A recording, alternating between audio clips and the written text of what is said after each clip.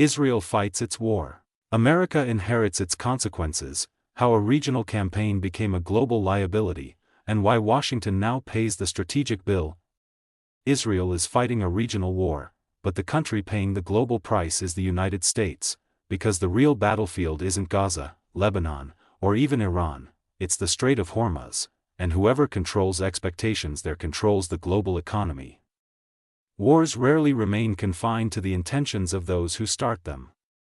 They migrate, across borders, across alliances, across markets.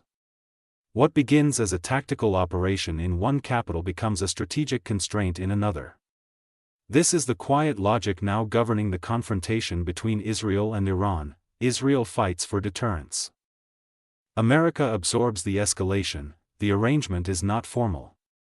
It does not appear in communiques. Yet it shapes the behavior of markets, militaries, and ministries across the world. In the narrow waters of the Strait of Hormuz, where a fifth of global oil supply still transits, the consequences are becoming measurable in dollars per barrel. Israel is conducting a campaign to reshape its regional security environment. The United States is managing the consequences of that campaign becoming global, and consequences, unlike operations, are rarely controllable. Deterrence is Israel's objective. Stability is America's obligation. To understand the asymmetry now emerging, one must begin with the different strategic time horizons of Jerusalem and Washington. Israel's war aims are structural. Its leadership seeks to degrade Iranian influence networks, weaken proxy deterrence chains and restore the credibility lost after years of incremental escalation by Tehran's regional partners. In Israeli doctrine, deterrence is not preserved by restraint. It is restored by demonstration. For the United States, however, the objective is not transformation but containment. Washington does not seek regime collapse in Tehran. It seeks shipping continuity, alliance cohesion, and energy stability. Where Israel wants decisive signals, America wants predictable outcomes. These goals are compatible, but they are rarely synchronized, as Israeli operations expand geographically and temporally. The burden of managing escalation shifts outward. The result is strategic outsourcing in reverse, tactical initiative in Jerusalem, macroeconomic liability in Washington. Geography ensures the conflict cannot remain local. Unlike conflicts in inland theaters, wars involving Iran possess a maritime multiplier effect. Iran does not need battlefield parity to impose strategic cost. It possesses leverage over one of the most economically sensitive corridors in the world. Even limited disruption in the Strait of Hormuz can trigger cascading consequences across insurance markets, tanker routing, and energy pricing expectations. This transforms a regional confrontation into a global stress test. Israel can strike infrastructure, commanders, or proxy networks. Iran responds not necessarily by symmetrical retaliation but by probabilistic disruption. A single damaged tanker does not alter the balance of power. It alters the price of uncertainty, and uncertainty is the most expensive commodity in energy markets. Thus, every Israeli escalation carries an implicit American invoice. The alliance works, until escalation becomes structural. The United States and Israel possess one of the most durable strategic partnerships in modern history.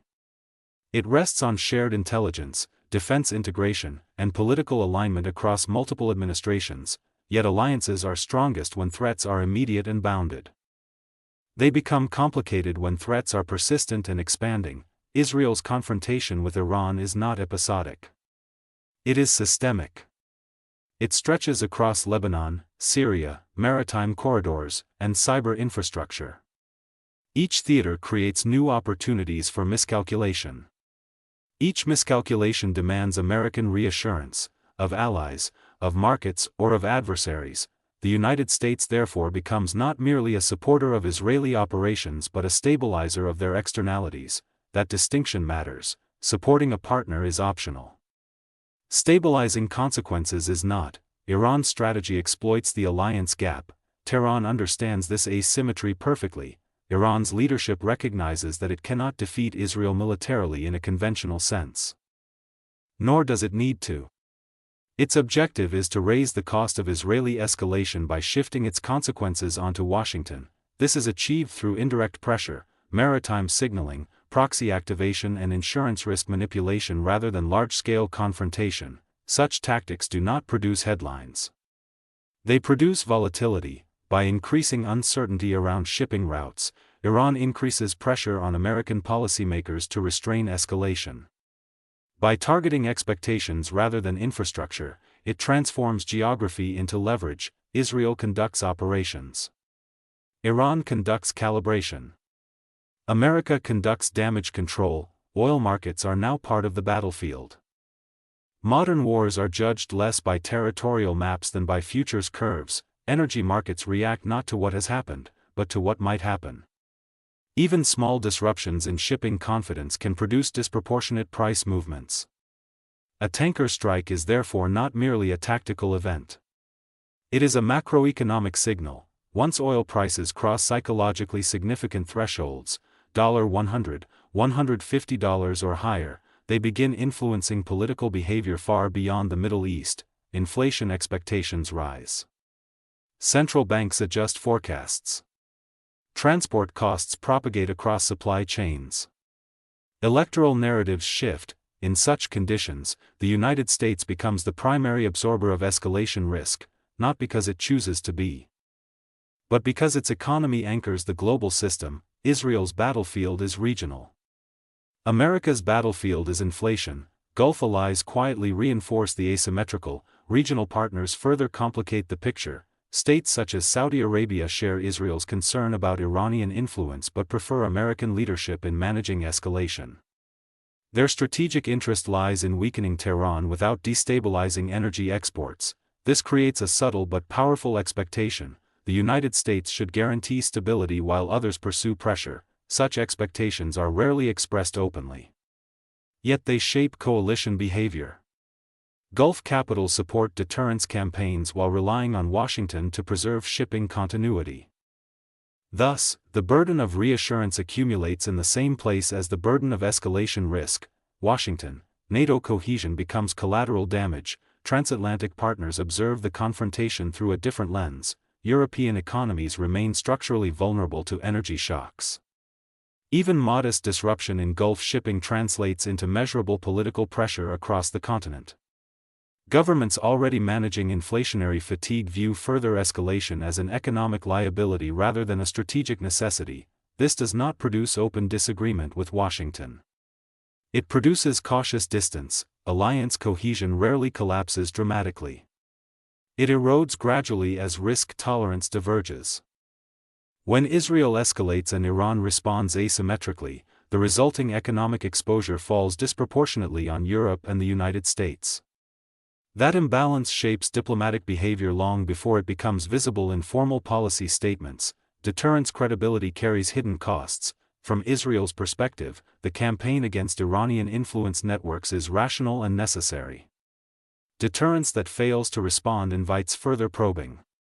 Credibility once lost becomes difficult to restore, yet credibility restoration is expensive, and not always for the state conducting it. When deterrence signaling triggers maritime volatility, insurance recalibration, or proxy activation, the economic consequences extend far beyond the original theater. Allies absorb those consequences even when they support the objective. The paradox is unavoidable. Successful deterrence operations can produce unsuccessful stability outcomes. Domestic politics magnify the consequences. Foreign policy rarely remains foreign for long. Energy shocks translate rapidly into domestic pressure within the United States. Rising fuel costs affect logistics networks, agricultural production, and household budgets simultaneously. Once inflation expectations shift, political coalitions shift with them. This creates a structural constraint on American freedom of maneuver. Israel can calibrate operations according to security requirements. The United States must calibrate responses according to electoral cycles as well as strategic commitments. In practice, this means Washington manages two theaters at once, the Gulf and its own domestic economy. The illusion of escalation control. American policymakers often speak as though escalation remains manageable through signaling and presence. History suggests otherwise. Escalation is not controlled by declarations but by incentives. If Iran retains the capacity to disrupt maritime confidence at low cost, and if Israel retains the incentive to degrade Iranian networks, the structural drivers of confrontation persist. Control becomes reactive rather than initiative-taking. Washington escorts tankers, reassures allies, and stabilizes expectations, but it does not determine the sequence of events. That distinction defines the limits of superpower influence in asymmetric theaters. The strategic center of gravity has shifted. For decades, analysts assumed that Middle Eastern conflicts were decided by land campaigns or air superiority. Today they are increasingly decided by maritime insurance premiums. The shift reflects broader changes in global power structures.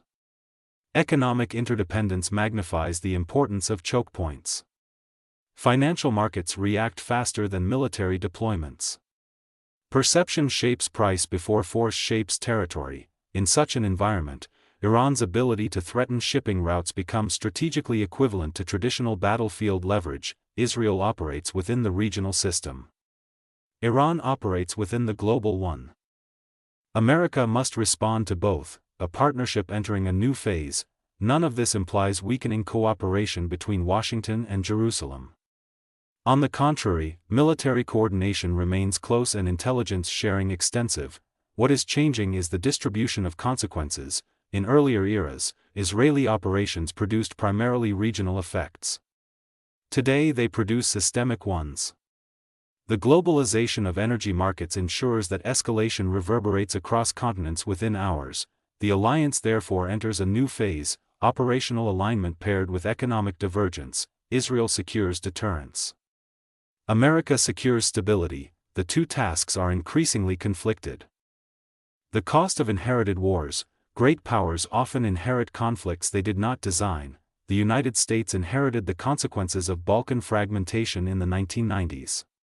It inherited the consequences of Iraqi regime collapse in the 2000s. It now risks inheriting the consequences of a deterrence campaign unfolding between Israel and Iran. Inheritance does not imply helplessness. It implies constraint. Washington can shape escalation margins.